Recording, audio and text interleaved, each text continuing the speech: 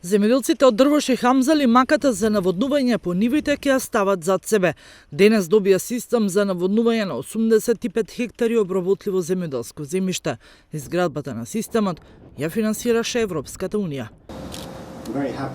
Тука сум во посета на овој проект за систем за наводнување, кој што неодамна се заврши благодарение на поддршката на Европската унија. И ние што сум тука во Босилово, пред кратко време на средба со градоначалникот поразговарахме за сите оние проблеми и прашања кои што ја засегаат оваа општина и секако дека ова е едно од оние работи кои што ќе придонесат за подобар живот тука. Со ова се обезбедува наводнување за околу 85 хектари земја и ќе се обезбеди помош на над 100 земјоделци. Особено ми е мило што тука можеме да ги видиме сликите за тоа како процесот одел и кои се резултатите. Придобивката од овој нов систем е одржување и развивање на земјоделските активности за кои луѓето овде имаат традиција, на начин што ќе се почувствува за целото општество. Сепак најважно од се е дека сега имаат можности за зголемување на економската стабилност на семејствата на земјоделците од овој крај.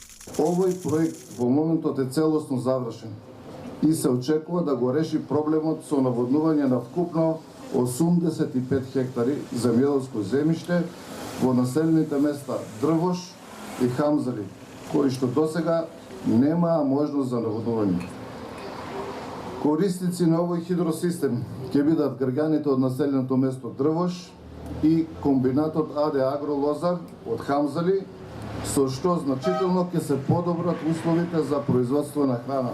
Водата е главниот ресурс за стабилно и конкурентно земјоделско производство за намалување на увозната зависност, истакна заменик министерот за земјоделство Трајан Димковски. За 30 години направена е целосна реконструкција на испустниот вентил со кој се контролира пропустот на водата.